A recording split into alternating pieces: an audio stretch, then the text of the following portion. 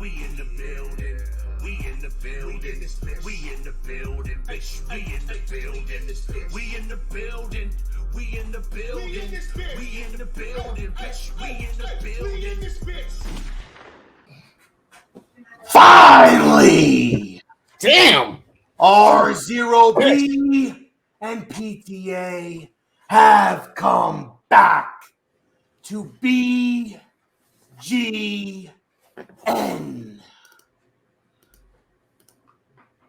Is that it? Are you? Yeah, I'm gonna just shorten it up. Yeah. Are you good now?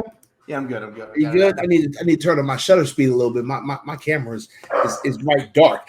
I would ask you how you're doing, but don't even go there. It's been a day. Yeah. Listen, I was letting everybody know that you were in your room on the phone with someone pacing back and forth with no pants on, and I'm still not wearing pants. You want to know why I'm not wearing pants? Why are you not wearing pants? Because it's fucking hot outside. You want to know why it's hot outside? And the cause of that is I have a $500 electric bill, which means I keep my AC at 74.75, which means my pants are coming off while I work. So I stream with no pants. I work with no pants. The only time I wear pants is when I go outside.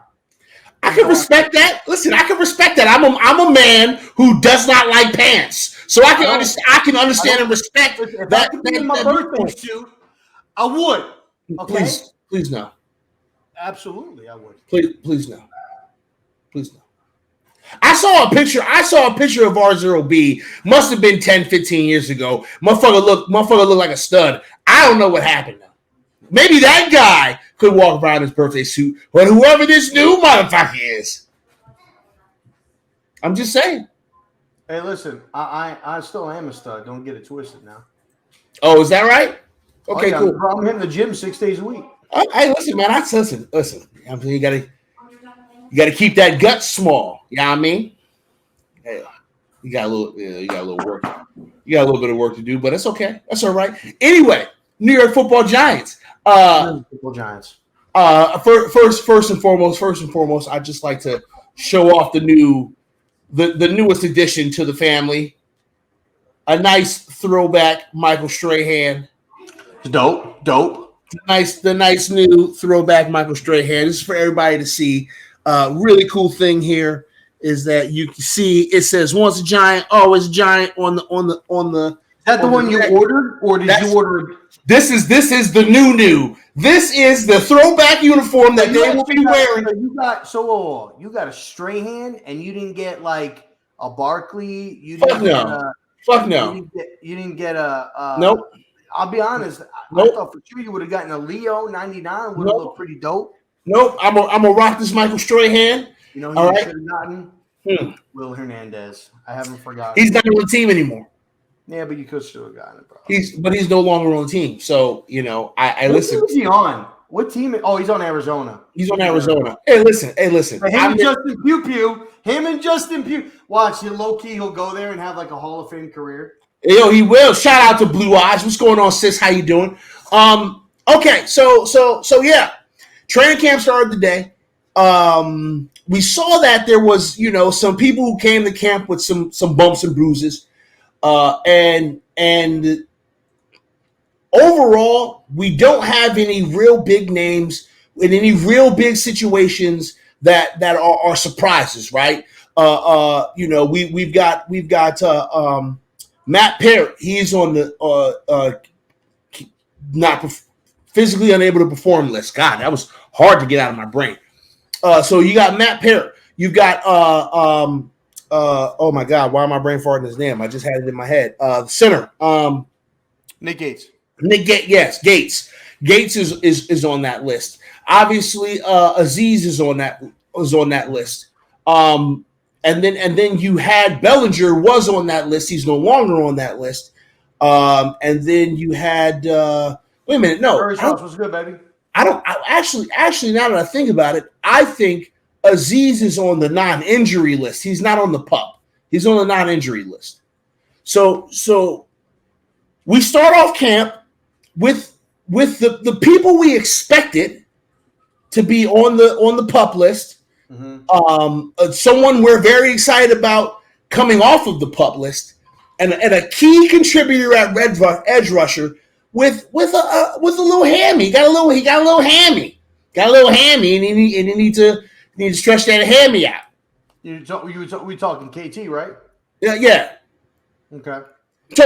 So no big deal, right? No big crazy injuries, and I was actually shouting out Giants Twitter because I didn't see much flipping out. I did see some, but I didn't see a whole lot. The sky's falling, the team sucks, and blah blah blah blah blah blah blah blah. I didn't see all that. So kudos to Giants Twitter. Kudos to Giants Twitter for not going all the way out the window on that situation, because that's one that Giants Twitter normally loses their shit over. Any injury, anything, and people are like, the season's over. What'd you think about our current injury standpoint? I mean, it's good. I'm happy, that there's not a lot of. I mean, there weren't any more injuries than what we were already aware of. We know about Gates. Mm-hmm. We know about Shep. We know about Blake. Yep. We obviously was good to see Tony out there in full participation. Yeah. Kenny was out there in full participation. Saquon out there in full participation. Blake looked okay. Blake was out there. He was moving around a little bit. I'm sure he wasn't going like full speed, but he was out there. He was out there. Obviously, Parrott wasn't out there. Gates wasn't out there. Shep wasn't out there. I know there's another one. Obviously, Bellinger was not out there. I don't think today. Good news, though, he was cleared. We had a conversation on the phone, and Fireside Giants, shout out to them. They posted it on YouTube as far as like a posting that, he was, coming off the PUP list, which is good to see, which is probably the reason why they didn't go forth with signing, Eric Ebron or bringing him in or bringing in any other tight ends. I think he could potentially very well win, that starting tight end job. Maybe over Ricky Seals. I don't know if he's going to win that job over Ricky Seals. I think Ricky Seals-Jones might get the start. Week 1. I think by week 3 we're going to see a lot more of Daniel Bellinger coming in because I really think he's going to pick it up quick. I just think he's going to add another element. Like you're not going to have to sub in tight ends when you're running. The whole point about me, just me personally, and I go back to even like how like if I'm playing Madden, is I don't want to have to sub in guys because it gives your shit away. Mm-hmm. So if you can have Bellinger in, it could be a play action, it could be a run, it could be a pass. You're not changing out guys. So it's like, okay, Bellinger's coming in, must be run. Oh, right. Hey, Skills is in, must be pass. Right. He could do both aspects of it. So I don't think that they want to try to tee themselves off and give offense or defenses any keys to like what they're doing or what play they're probably running. So I think probably by, I would say anywhere between week 3 and week 6, I would say Bellinger's probably going to be the full-time starter, either due to injury or just because I feel that he's just going to add that extra layer of incentive at that position. But all in all, it was good to see them out there. I saw DJ threw an interception to Darnay Holmes when DJ was trying to throw it over to Saquon Barkley. Darnay made a nice play. I don't particularly care for that, but I could see, DJ was trying to fit that in. We probably wouldn't have seen that before. You know what I mean? So he's taking some chances, trying to test his arm strength, trying to get things in there. So I like that. He had some nice fades, some nice corners, corner routes to Tony, to Kenny. He had a nice run for a touchdown from what I saw. So all in all, I thought it was good. I do want to see the fight. I'm waiting for a fight to break out. Maybe that'll be like when they do joint practices. I was getting ready to say, I don't know. But I don't know when a fight's going to break out. They had a big fight last year. Yeah, there's always a fight. There's always a camp fight. I can't wait. The fight's going to happen. There will be a fight. We'll hear a story about a fight. It's going to happen. I just don't know how big it's going to be. I don't know who it's going to involve. There will be a fight. It's going to be offense versus defense. I already know that. Because if you first of all, if you've paid attention to any of the Giants Life videos that they've put on their YouTube channel, I watch them all the time. Yeah. Then you know that Kefka and Wink, they already talking shit. Like they are, they're not talking shit, but they already like, hey yo, I'm coming at you. Good, I'm coming at you too. Like I can already see those two, the competitive juices between those two. It's going to be palatable, and so I think that's going to bleed into the players. That mentality is going to bleed into the players, and the fight will be against a defensive guy and an offensive guy. That's probably what's going to happen. But yeah. Hold on a second. Shout out to the boss. Damn, the boss is in here. Bird Gang, what's going on with you, man? The Eagles fucking suck. But good to see you. Can't wait to do this big ass mega stream that we got going. It's a big ass mega stream, y'all. We got a fucking mega stream coming for that ass. It's gonna be a whole bunch of us together yelling. It's gonna be great and terrible. Indeed. Great for you, terrible for us. We're gonna have to listen to these assholes talk about these shitty ass teams that we hate, that we don't want to see, that we want to beat up all the time. Seagulls, these cowgirls, these commander elites, Patoot. We're the commander elite. Everybody else is just a team. But shout out to Bird Gang. Shout out to the boss. What's going on with you, sir? How you doing? Cheers to you, Bird Gang. So let's talk about real quick. Giants added four players at depth yesterday. Anybody that is interested, I posted my first video back, y'all. Yay! If you guys want to go check it out on my YouTube channel, youtube.com/c/r0b. You guys can go check it out. Kind of gave my opinion breakdown, but they added Kamal Seymour. They added Marcus Kemp. They went ahead and added Kevin Williams, familiar face, and Andrew Adams. Those four guys they added. I'll give my opinion real quick. I like the Kevin Williams and the Andrew Adams. I think Kevin Williams, 32 years old. He's got a little bit to prove, I think. When it comes down to his been part of, so he was with Joe Shane, as Joe Shane alluded to in his press conference today when he was with Miami. Great character fit, got a lot still left in the tank, and really said it himself, fits what they're trying to do here as far as the culture here in New York. So I could see Kevin being part of that 53-man roster going forward. I think when it comes to Andrew Adams, I thought Andrew Adams was a good pickup too. I could see him potentially taking the starting spot from Julian Love just because of his experience. Played with us, had a really good year with us, went to Tampa, went to, I think it was Miami on the practice squad, didn't make it, went to Philly on the practice squad, didn't make it, ended up going back to Tampa both times after the practice squad didn't work out with I think it was Philly in I forgot who I just said, Miami, but ended up going back to Tampa, and now he's back with the Giants. I think it's going to be a great fit. I wouldn't mind if he started over Julian Love, but I think it's more of like a veteran guy.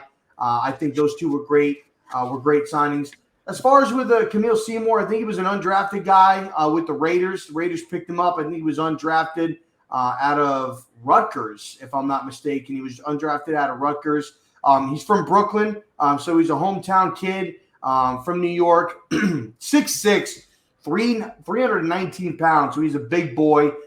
Could take over, obviously we got Cunningham, Matt Pert, not really too sure what's going on with him. Maybe he could beat Matt Pert out, and Matt Pert gets the cut. Could end up on the practice squad. He's only going into his second season, so maybe he could go ahead and move over to the practice squad. Marcus Kemp, he went to Hawaii, really hasn't really developed or done anything since he's been in the league. He's got I think he's got 4 receptions for like 42 yards or something like that. He doesn't have much of I think that was just a depth mainly probably because of Shep and where he's going to be at to try to add a little bit of depth. But we have so many wide receivers on the roster already. You got Slayton, you've got Johnson. There's so many guys. So it makes you kind of think like, okay, well, maybe this guy fits. Maybe Slayton doesn't fit that mold and could end up on the cut wire.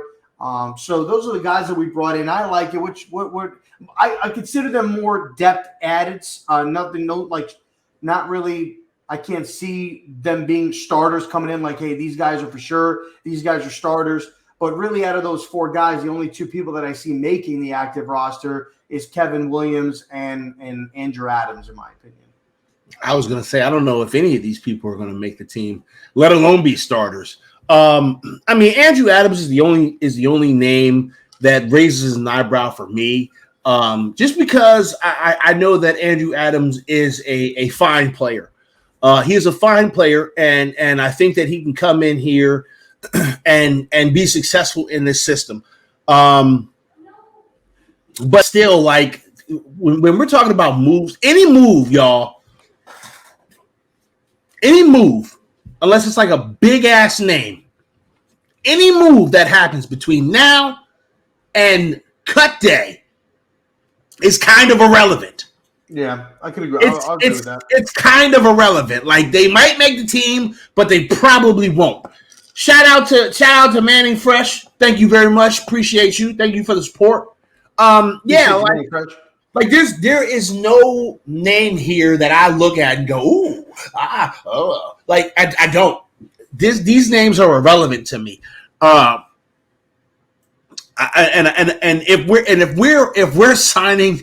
If we're signing a starter to this team the day before training camp, we got a fucking problem. Like, we got a fucking problem if we're signing a starter at any position a day before training camp starts. Well, except for like, the known positions, obviously quarterback, running back, left tackle, right. We know who the offensive line is pretty much going to be, except for the left guard position. Yeah, but are you telling me that there are really quality starters out on the free agency? You know what I'm saying? Like on free agency list, like there's quality starters there right now? Really? At this point? Well, to be fair, like Eric Ebron is a starter. He's a tight end that could start. He's still available. He's considered a high quality free agent right now at the tight end position. Listen, I don't necessarily know if I'm going to call Eric Ebron a no bullshit starter right now. Like, I don't know. He's a fringe because he's a veteran and he knows what he's doing, but it's not because he's so good he needs to be the starter. You know what I'm saying? Like, Eric Ebron's not the same Eric Ebron he was, no, he's not.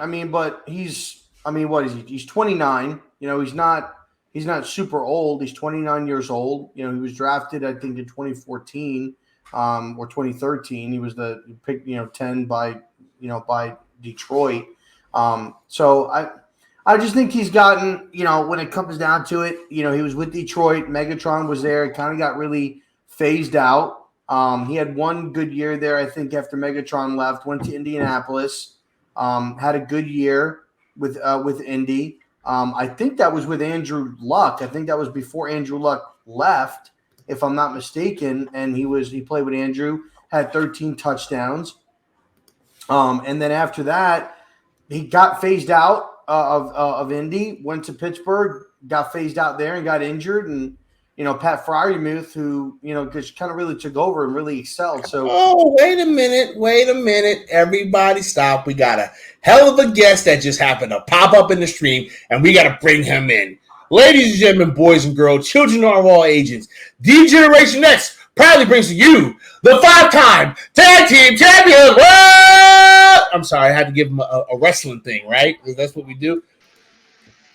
Vibes, my man Eli, what's going on, man? The Road Dog Jesse James, the badass Billy Gunn, the new age outlaw. Classic, man. What they know about that? Classic. Man, appreciate y'all. Appreciate y'all for having me, man. I saw the picture of our good friends from New York Revival at a nice bar. I gotta say, Eli, man, you looking crisp, bro. Yeah. You looking clean. I see. He got the beard all shaped up. Nah, man. Nah, listen, we not even getting ready to give vibes. All this rugamaroo about his fucking beard. We're not gonna fucking do that, okay? Hey, I already caught up to this man. I already caught up to this man in the beard game. I already caught up to this man. Listen, I don't know if it's as long and full, Pest, but no, because I've actually been trimming it because I don't want it to be like this big. Oh man, listen, you gotta have it just a little bit. Now, when you shape it up that way, it's usually more in the front because mine's kind of fade a little bit. Because listen, you got hair, I don't. So this is my new hairs on my face. So I'm faded, make it look nice. You know what I mean? So that's my hair, man. So that's what you gotta do. You gotta do that, Pest, and you'll be fine, man. Listen, I'm not gonna lie, man. I'm tired of all this fucking hair on my head. But I set a goal. And I have to achieve that goal. I really want to cut my hair so bad. Listen, man, I wish I had hair to cut. I mean, if anything, I got an Indianapolis Colt logo on my head, man. It's terrible. I'm looking at you. Oh no, I'm looking like straight George Jeffy. I'm good, man. Hey, good. That's because God gave you a head for baldness. That's why. He beautiful too. Thank God. He wanted to show that motherfucker off. He was like, "You don't need all that. Get rid of all that." Listen, but here's the thing: whenever you ready to trade your hair for bald, I'll trade you, bro. Just let me know. R0B2 is luscious. Look at that, man. It's like that's the only word I can think of is luscious. That's right. Hey, luscious people. No luscious people, you know what I'm saying? Absolutely, man. Come on, baby. Okay. Vibes. You come in. I already got a question for you. Okay. Shoot, man. Yeah. Okay. First things first. Did you see our team today on the interwebs playing the footballs? I saw a lot of clips. I didn't the funny thing is I was like on the way just watching a little bit of the highlights of the training camp, but I saw some of the highlights like the Kadarius Toney catching touchdown. I saw what else did I see? I think I seen was that a Dory? I think I caught an interception or something like that. Darnay. It was Darnay. I'm sorry. Yeah, I saw the Darnay and a couple of other things, but the one thing I wanted to, which I'm gonna jump in on you guys on, was the tight end position. And I know you guys were talking about getting Eric Ebron. I don't know, correct me if I'm wrong, but I kind of fell in on the middle of it with R0B talking about it. I'm going to say this, even though it's a major concern, our tight end position, like we don't have anyone reliable, I think Bellinger will be fine because, again, you're looking at the wide receiver core, right? You're looking at Wandale, looking at Galladay, you're looking at Shep, you're still looking at Slayton. Like, it's stacked. So at this point, you just need your tight end to block or go out for these short passes. Like, I only expect our tight end this season to have like 350 yards. Go to the sticks and stop. Go to the sticks and stop, bro. That's it. And block for Saquon. That's it. Let's be honest. So to think of a veteran tight end that can come in, and Eric Ebron is not known for blocking too well. No, you know what I mean? He can catch, you know what I mean? But he's still like, what do we need him for? But I think Bellinger is going to come in and he's going to do his job. He's going to block. He's going to come in for passes once in a while to go catch it, to hit the sticks, like you said, Pest. And I think we're fine, man. I really don't think we need someone of value at that position right now, especially with all the wide receivers. The guys, correct me if I'm wrong. Maybe I'm thinking too far. You know what I mean? No, I agree with you 100%. I was telling Paz, we were talking about Eric Ebron as far as like, what free agents are like, day one starters. And, I think Eric Ebron is a day one starter when it comes to I think he's I think he's fringe. I personally think he's a fringe starter. I think for on a tight end needy team, I think he would be a starter. When it comes, I don't particularly need us to bring in a tight end. I was super excited that Bellinger got taken off the PUP list today, and that came out. That's definitely a positive. And I was just telling Pest, I think probably between week 3 and 6, I think Bellinger's going to be the starter. I think Ricky Seals-Jones will be the starter going into week 1 and 2. And I just think Bellinger adds a level of that. And I was telling Pest, I was like, he could do both. He can run. He can run routes. He can catch. but he's good in the run game. So he's good at blocking. So you don't have to sub him in and kind of key off. Okay, Bellinger's coming in. They must be running the football. Oh, Seals Jones is in, so they must be passing. Bellinger gives them that option of where they could do both, similar to what we had with Kevin Boss and Jake Ballard. They could run routes, they could catch, but they were good blockers. And I'm going to be honest with you. I agree. Bellinger reminds me a little bit of Boss. That's just a little bit. Just from what I've seen him do, he reminds me of Boss. He reminds me of Kevin Boss. And Kevin Boss was solid. Really good. Wasn't a big name, but if you're a Giants fan, you know who Kevin Boss is. And 100%. And Pest, I think you asked me last week, what is the player that I'm most you said Bellinger. Excited to see, and I said Bellinger. I think we got Wandale. We kind of. To me, the most player. It's not KT. It's not Neal. It's not Wandale. It's not Flott. It's Bellinger. That's the guy that I'm most excited to see on how he performs this year. That's the guy that I think is going to be a really, really big key to the offensive success, because DJ hasn't had a security blanket that he can trust, that can go out there and make the catch in sandwich coverage. You know what I'm saying? Like at the sticks, corner, linebacker, right in the middle, and then he gets sandwiched in between the two guys. You really don't have a guy that can really go out there and do that. So I'm really excited to see what Bellinger is going to be able to do. Yo, I have to agree. With that, man. Tight end, and I said this before because a lot of people was like the major concern was tight end. I think it's fine. Like again, I think it's a good hands with Bellinger or Ricky Seal Jones at this point. You know what I mean? So I'm okay with this. And like you said, I think he's the closest reminiscent. It's funny you said that, Pest, because I was looking and I'm like, this guy reminds me of Kevin Boss, but a little leaner. You know what I mean? Yeah. Like he's that underdog, that guy that, I think he's like, taller. I don't think people he's taller, right? But I'm talking about as far as thickness. Pause. Yeah, that sounds weird. You know what I mean? No, his build and the way his body moves, it's very reminiscent of Kevin Boss. Reminiscent to Boss. Yes. And again, his let's just say people don't understand his catching ability.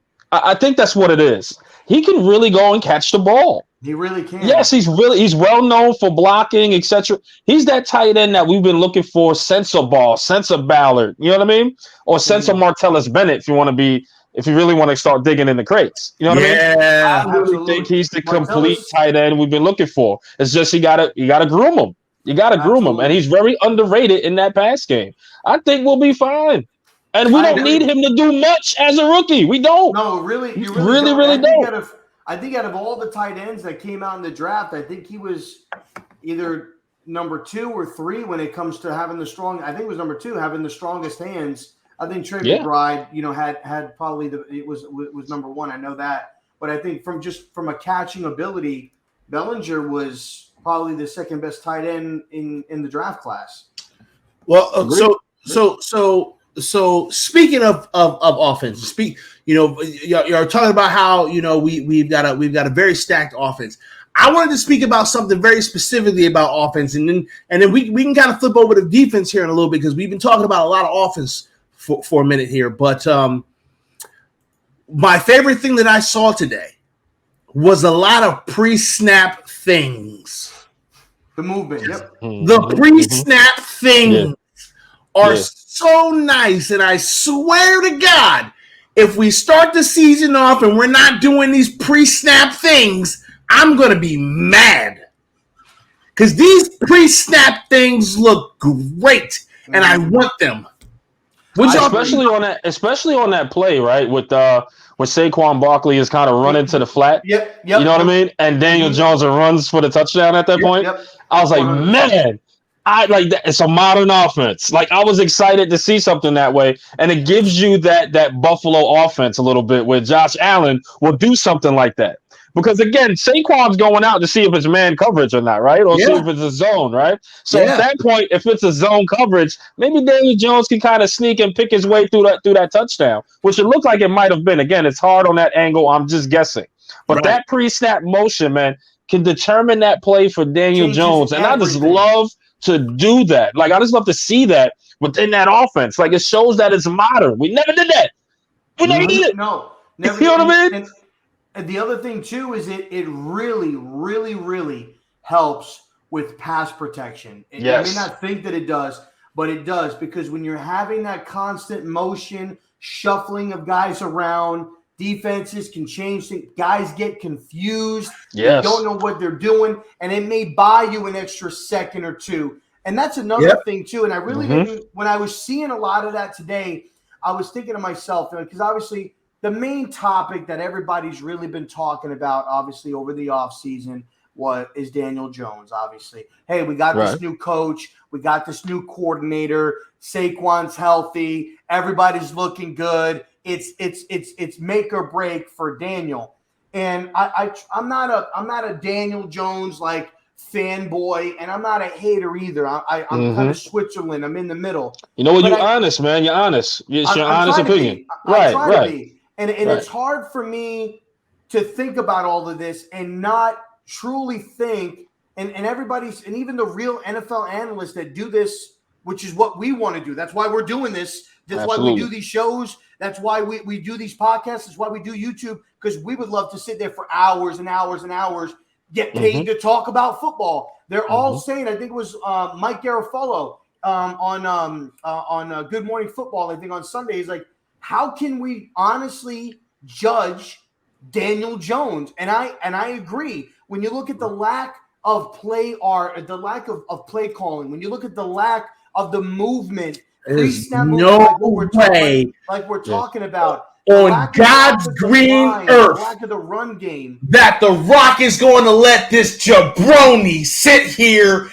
and praise Daniel Jones on my goddamn show. What do you think about that show call? Hey, hold up, Pez. Shut your mouth, you fatty. What? Hold up. Because I think R0B is on to something. I think he's on to something here. Because, again, he's right? As much as I'm a naysayer of Daniel Jones, and I'll tell you in a second, it really is hard to judge, right? Because of the offensive line, the play calling, the coaching, etc. Injuries, we understand that. But we have to determine, and let me look at it the other side of why I'm like, maybe not.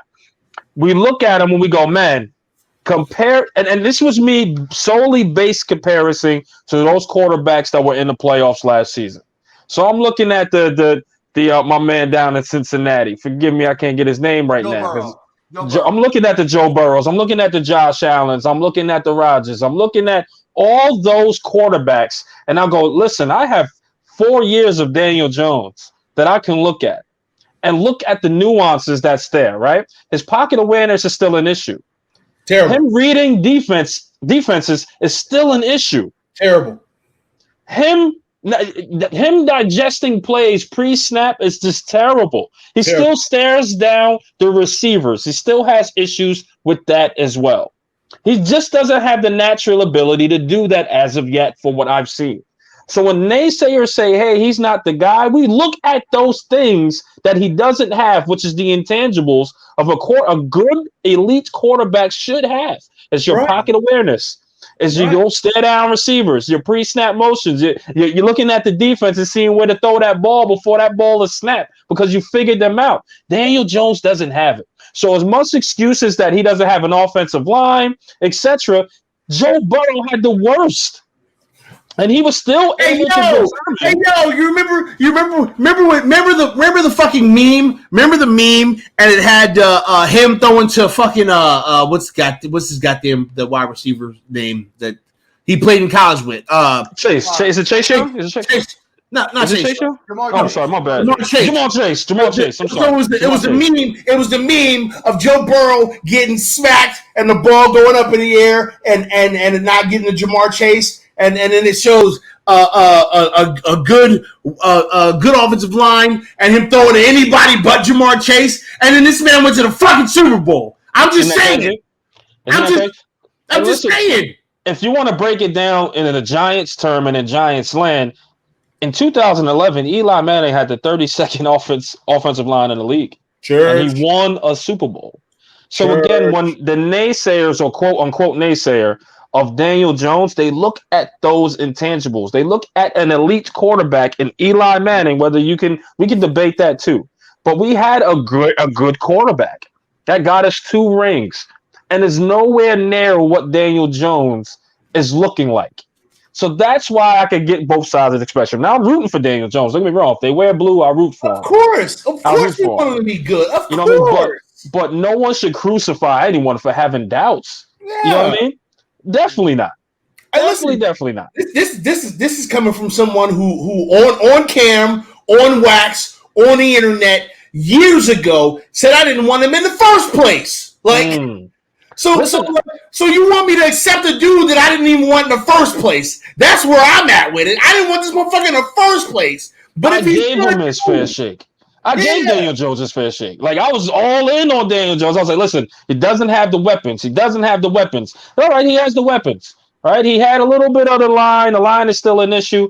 However, he just couldn't play above what he had in place. Like an elite player, an elite quarterback is going to play above they're going to make the people better. Like, if you look at Eli Manning, he had Steve Smith made great. Steve Smith went on to Philly, couldn't do anything. Hakeem Nicks. We don't even have to say a name. Just that's true. Every New York Giants wide receiver ever that played with Eli Manning and then left sucked when he left. Shout out to them. And that's no bashing them at all. You know what I mean? But let's be honest. They haven't had the fruitful career under a better quarterback than Eli Manning. Let's be honest. Here's the thing, though. But here's the thing, too. When we look at – so I hear what you're saying. But at the same point, okay, so I'll use your example. Let's look at the quarterbacks that were in the playoffs this past year. Let's look at the Joe Burrows who had a bad offensive line. Can we say Garoppolo if you're going to throw that out? I'll let you get to it. No, we'll say Garoppolo, that he had a bad offensive line as well. But when I look at that, and I look at what we had, the offenses do not look the same. And now you could probably say, I would say 50% of it is on Daniel Jones. But I'd say the other 50% is the lack of creativity by the coaching staff. There was no when you look at San Francisco, I think the stat was 84% of the time they are pre-snap motioning. 84% of the time last year. Cincinnati, I believe they were like over 75% in pre-snap motion. Kansas City, over 80% in pre-snap motion. And here's the thing. In Patty Mahomes in the beginning of the year, his offensive line sucked. Yeah. Everybody was like, Patty, he sucks. He sucks this year. He's Madden 22 curse. They were saying all of that shit to him. But when you look at the Giants, we go to the line, and that's what it is. There's no motions.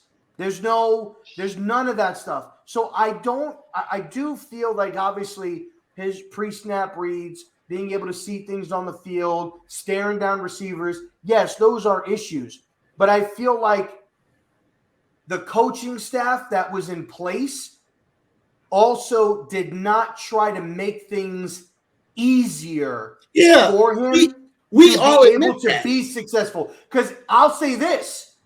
If you put Daniel Jones on the 49ers, I think people have a different conversation. Well, okay, and a different opinion. You just gave a different opinion on Daniel Jones, and you might even see a different type of Daniel Jones. Maybe one that's a little bit more productive. You just gave that man one of the best coaches in the NFL. He better succeed. But what I'm saying is, but what I'm saying is, like, you get, like, Eli, you get my point.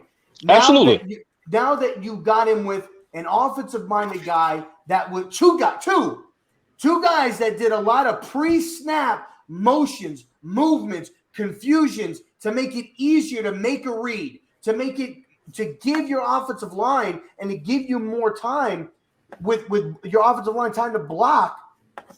I think there's going to be a huge leap for Daniel if he's able to put it forward. And I think if he fails at this point, he just sucks. He just You know what, though? absolutely sucks. This is why I'm done. This is why I've kind of been done talking, because this is it. This is it. He either plays great or he's gone. That's it. And Pest, you exactly going to the point that I was going to make, because I was like, listen, we can all debate this until we're blue in the face and have our opinion on it, but this is the year. Now he has to show us if he's that guy. Yeah. Because if not, we'll see. Now, I'm going to throw this out there at both you guys, and it's up to you to, let me know. Does he have to surpass his rookie numbers to say he's the best, or say that he's good enough to play with the Giants to get some sort of contract? Or would you say that his rookie numbers are acceptable? Does he have to play above those rookie numbers, or does he have to meet them? I would say to get a contract. I would say he's got to go above. I think in his rookie year he had 3,400 yards. Yep. I think he had 30 touchdowns and 20, maybe 25. I think 30 is a lot. Yeah, Does he have 30? No, he didn't have 30. I thought he was at 30 with 12 interceptions. He might have been 25. If somebody in the chat can let us know, because unfortunately I'm not looking, but if somebody in the chat let us know. I would say he needs to get very, very close. I'd say anywhere between 38 and 4,200 yards passing for me is what I'd like to see. I'd like to see him if he had 30 touchdowns as rookie. 24 touchdowns, 12 interceptions. 24 touchdowns, 12 interceptions. So I'd like to see him anywhere between 30, 32 touchdowns. And I'm okay with anywhere from 10 to – I'll give him a range, 10 to 14 interceptions, because he's going to be throwing the ball a lot more, probably trying to take some more risks. So he's going to have picks. So that's for me, that's what I would need to see. I respect that. But I'll tell you this. I think his rookie numbers will get him a contract. I don't know if it's going to be 5 years, 2 years, 3 years, whatever the case is. But I think if he reaches rookie numbers, he'll be fine. And as far as touchdown ratio, I'll give you that R0B. I say 30 to 32 he's probably going to need. I say 28 is the magic number. I say 28 is the magic number for him, because you're going to still have Saquon running that ball. They're going to rely heavily on that run game to make 100%. Sure. I don't think Daniel Jones is going to be throwing that ball at all. They're going to Tannehill Daniel Jones. They're going to make sure he's in good positions to make some good plays, but they're not going to solely put it on his shoulder. This is a Saquon Barkley offense. That line wasn't just for Daniel Jones. It was for Saquon Barkley to run, and it was for Daniel Jones to do that read option if necessary, to go use them legs that you're better than throwing at. You know what I mean? In my opinion. So, again, I think his rushing yards is going to be insane. I think it's going to be somewhere in about maybe the 400 range. But I think a touchdown is going to be 28. He's going to have to do maybe about 300 to 400 yards more in his rookie, and I'll give him 10 interceptions to get a contract, I think. And remember this, too. Once upon a time, when Mike Kafka was a part of Kansas City, they had a little guy named Kareem Hunt. Oh, yeah. Who was a very, very good runner and pass catcher. And I think from an athletic ability standpoint, healthy. I think Saquon Barkley is better than Kareem Hunt and Devin Singletary that they had in Buffalo. Before the chat can chew up R0B, he's right. He's right. And Saquon hasn't got the fair shake. You were absolutely right. Go ahead, my brother. I just want to say that before anyone chew you up in that chat. You're good. You're doing. I agree with that 100%. I called it. I said it in front of Pest. I say Barkley's going to have over 1,400 yards. I'm going to give him about 12 rushing touchdowns. He'll have probably about 500 or 600 receiving yards and maybe like 5 to 6 receiving touchdowns. Beast. But when it comes to look, Daniel Jones has everything in his favor to motivate him this year, right? The last 2 years, the weapons, now the coaching staff. You didn't get the 5th-year option. You have everything in your corner right now that if you succeed, you could name A, B, C, D, and E that you could say propelled him, that he could go in front of a camera and be like, yo, that 5th-year option really got to me. Or I have a great team around. Like you have every bit of ammunition that you need. And if he just goes out there and just flops, that's just That's just that means he's just I'm- bad. He's nuts. He's nuts. I'm gonna say this. I'm gonna say this because I want to be as fair as I can to Daniel Jones as possible, right? Mhm. So I'm not attaching yards and touchdowns and wins and loss. None of that matters to me right now, right? As just because I got to look at this like a coach. None of that shit matters to me. I just need to see consistency from Daniel Jones. Can you consistently go out there and lead this team up the field and put points on the board? Any points, preferably 6, but we'll take 3. Can we rely on you to go out there and march this team up the field in any conditions, under any circumstances, from any starting yardage point? Can we put you out on the field and you move the ball? If he can do that, if he can command the field and he's not making stupid mistakes and he looks like he can be consistent, I don't have a problem with Daniel Jones. I've said so many times that I think Daniel Jones is very talented, but he doesn't have. Okay. You know what? Oh, is he here? You know what? You know what? I was having a good conversation, right? Everything was good. Everything was fantastic. We was having a good time. We got like another 10, 15 minutes we was going to go before we let Eli slide out of here and we go back to real life.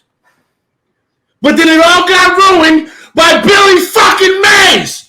What in the fuck is Billy Mays doing in my chat? Who the fuck let Billy Mays' ass in here? Billy. I hate you, Billy. I hate everything you stand for. William, Good God. you are the scum of the earth.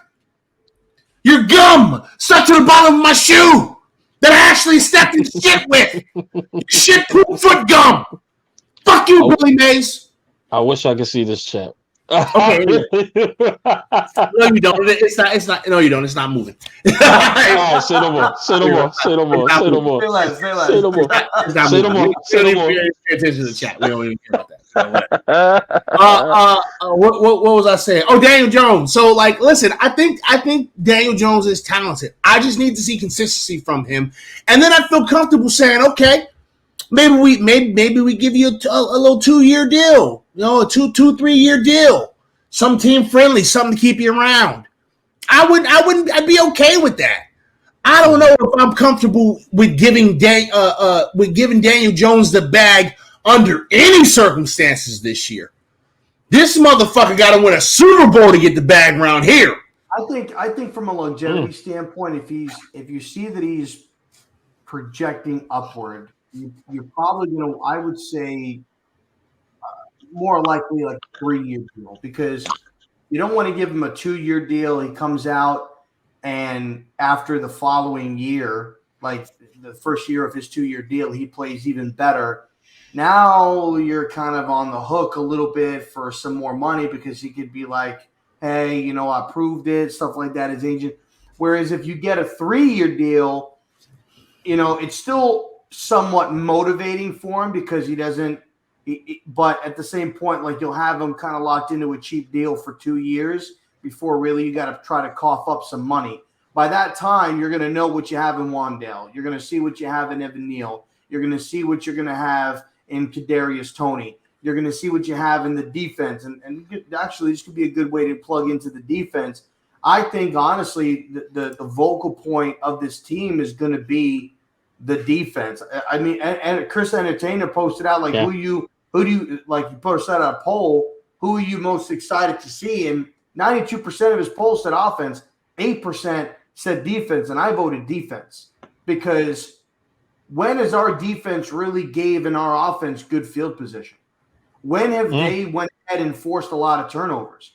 When have they went ahead and just gone out in a team and they just took 3 and out and boom, sack, incompletion, or run for loss of yardage? Like, when was our team really dominant? And all of our championships that we won, 1986, 1990, 2007, 2011, it was all based upon defense. It was about the rush, the pass rush, stopping the run, and playing good defense. And so that's what I'm most excited to see is I want to see KT. I want to see Aziz. I want to see Leo. I want to see Dex. I want to see Xavier McKinney. By far, I think that guy he's going to be a lights out player, Xavier McKinney. I think he's going to be the best defensive player on the field for the Giants. Yeah. I'm excited for that. And you got Tate Crowder coming off of starting pretty much almost a full season. I think he took over week 4. And then obviously Blake is going to be back. He's very intelligent. We know what he's able to do. Yo, wait, hold on a second. I just want you guys to imagine Blake Martinez blitzing all the fucking time. Dude, he's good. Oh, you know who they got? He's so good at Green Bay. When he was with Green Bay, he blitzed so much when he was in Green Bay. And not to mention his first year here, he was number 2 in the league in tackles behind who? Bobby Wagner. Listen, but we're all thinking and we're all forgetting one person. Aldrin Smith, I believe his name is. The rookie that was bro, he got that speed to come off the edge as well and hit you. Yeah. Like I'm really excited to see him individually as well to see what he can do. Oh, Ellison Smith, you talking about the rookie? Is it Aldrin or Ellison? Ellison. I'm sorry, Ellison. I'm terrible with names, people. Just to let you know, I'm terrible with names. All right, but Aldrin Smith, whatever. I'm really excited to see that. Really excited to see what he can do off that edge. Because watching him in his college tape, he can fly. He reminds me of an OC Humaniora.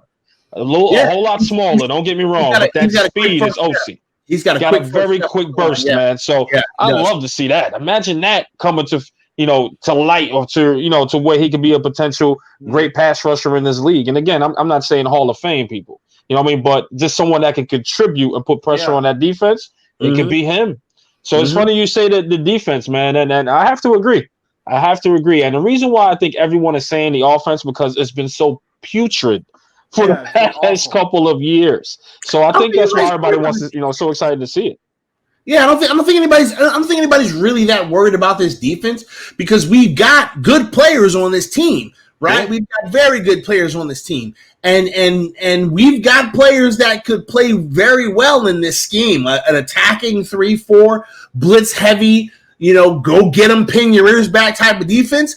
Yeah. We've got players on this team that can do that very well. So I don't think anyone is that concerned with the defense and how good the defense could potentially be. We think this defense can be great, but it's going to depend.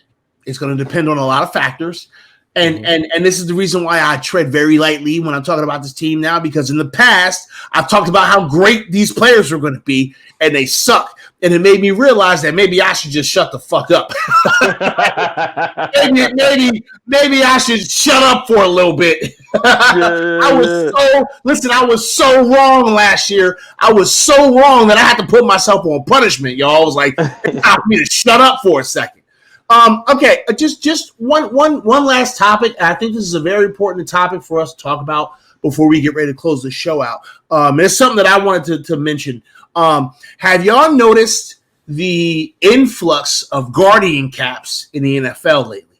Have y'all? Am I the only one that's noticing this? Are you talking about like the stuff they're wearing on their helmets? Yeah, the big airbag looking shit that they wear on. Has anybody seen that there's an influx of that? Yeah. Absolutely. It's the NFL initiative to slow down concussions. And what it is for it's basically because they're getting back into the swing of things.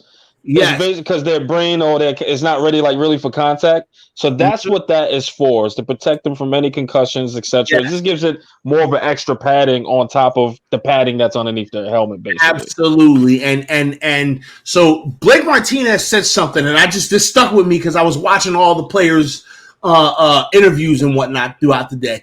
And he was talking about those, and he was saying that, everybody wants to be swagged out. These big airbags on your helmets look stupid, but they're very important. And I just want to take a second. I just want to take a second because at some point, some young person might watch this, right? And hear us talk about football and maybe realize that I'm a coach, so maybe they're listening to things that I say because I at least kind of know what I'm talking about with X's and O's. if you are a young football player and the option to wear these Guardian caps are out there, put that shit on your helmet. Put it on. Absolutely. I don't care that it looks stupid. I don't care. Put that shit on. Don't worry about being swaggy in practice. It's practice. No one gives a shit what you look like. Okay? Put the damn Guardian helmets on. Because I can't even tell you how many concussions I've had playing football that were undiagnosed. I don't even know. I've had a few. I know I've had several that I didn't even go to the doctor because we weren't thinking about concussions. They put a little smell salt on you, and you got back out there and you played the next snap. That's what happened. You don't got to do that no more. That shit's stupid. Put the Guardian caps on, y'all. Put them on. I'm glad the NFL is wearing them a lot more. College was doing it, but they never showed the college teams practicing with them. But now they're showing the NFL using them, and I'm so happy because, unfortunately, these things aren't cheap. But if they're available, you better fucking use them. Because I'm telling you right now, you don't want your brain to turn into mush. You end up being like me, and that's not a good thing. I'm just and listen, to put it into more perspective, right, guys? Like, we all knew back in the 80s, 70s, like, seatbelts was just there, right? We knew it saved lives, but they went on and put airbags in cars, right, to even protect you more. So think of it as airbags. Like, the helmet's your seatbelt, and those things on top is your airbags to kind of fortify your safety a tad bit more. Definitely wear them. Forget being cool. I'm telling you right now, being a former cool kid in school, it doesn't get you anywhere. No, he's bald. No, you ain't got no hair. Now I'm bald and have no hair. All right? I'm an old fart now. That's what you get for punking the nerds like me, okay? That's what you get. You shouldn't have punked us fucking nerds because we grew up badass motherfuckers. Yeah, but and listen, you got hair. And I got hair. I was one of the nerds. I was no bullshit, low key. Back in the day, wasn't cool being a nerd. I was one of the nerds. Okay, so listen. Should have been. We're gonna get ready to wrap this bad boy up because we're going about an hour, almost an hour 15. Rob, give me your final thoughts on the happenings of the day and what you're excited for. All in all, man, as far as, everything, it was good to one. I mean, it's starting. We got the Hall of Fame game next week on Thursday. It's starting to pick back up. I like seeing the guys out there getting that work in. Honestly, the highlight of my day to me was the Joe Shane, and Dave's press conference. I love listening to those two guys talk, and it's just like, even like when there were so many times where I don't know what it is, and we've had this conversation before, Pets. It's like when you have certain guys, the way that they address media and the way that they carry themselves. Dave's is like an easygoing guy, but he don't take no bullshit. But I like things like when I think Joe Shane was asked about the recruiting. He's like, we're going to run with that one. I'm confident in Brandon Brown, who they brought in from Philadelphia.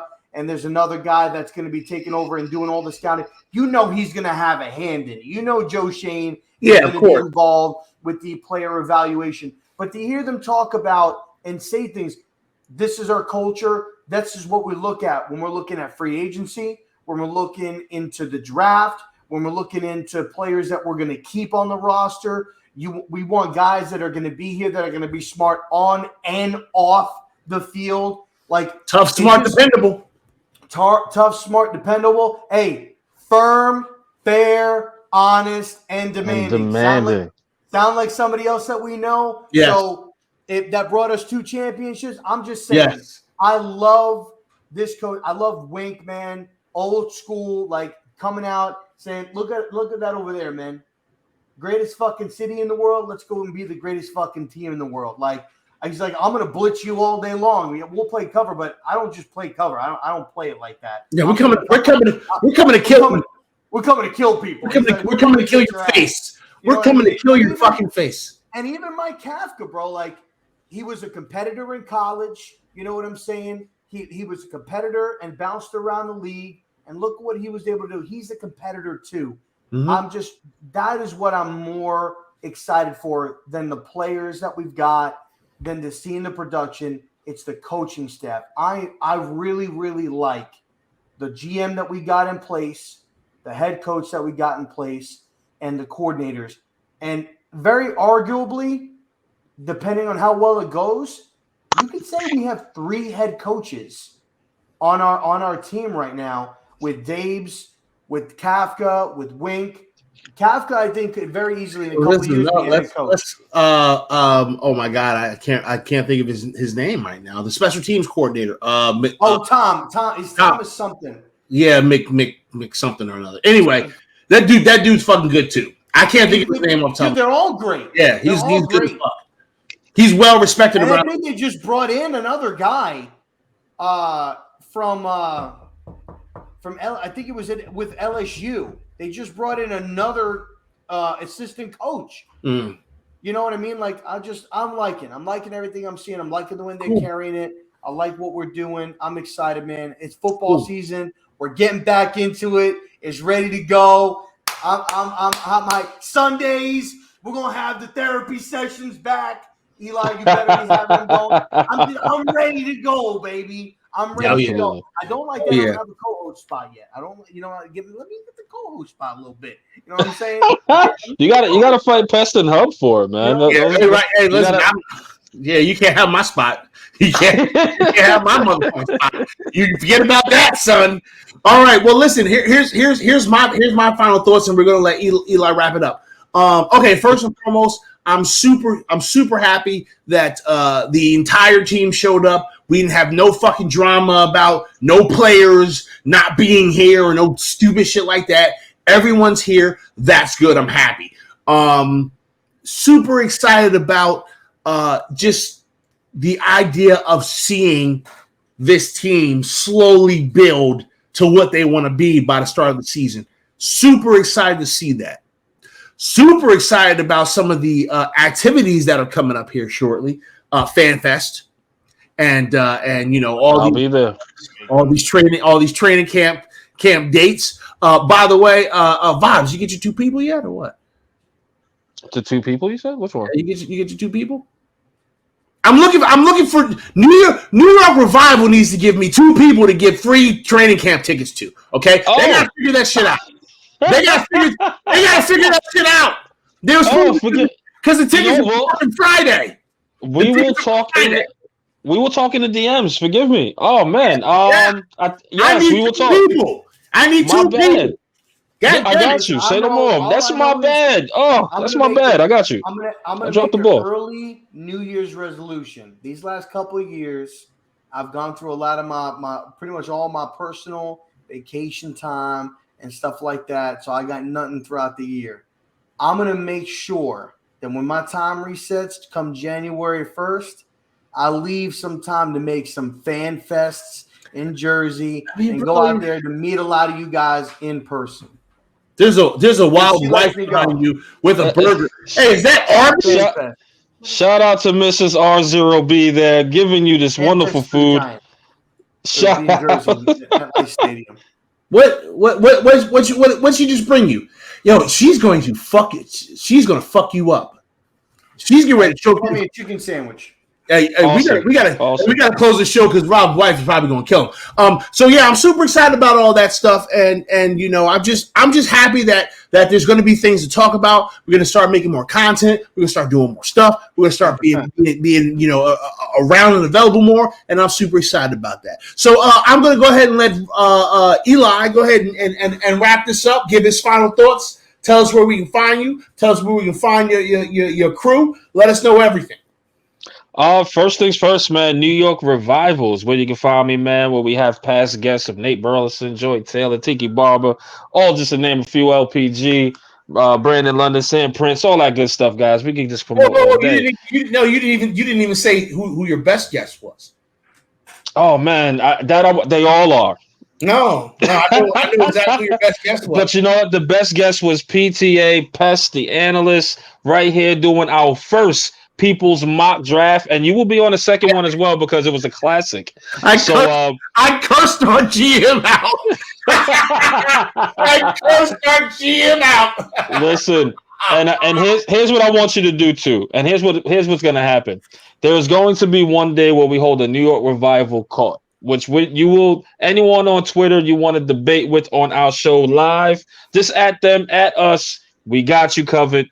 We will sit here and we'll be the judge, jury, and executioner to say, hey, this person is right or has a little bit more sway. So we'll do that and have some fun with you guys as well. And we do have some future guests, man. So, you don't want to miss the future guests that we have that's going to salsa into the building.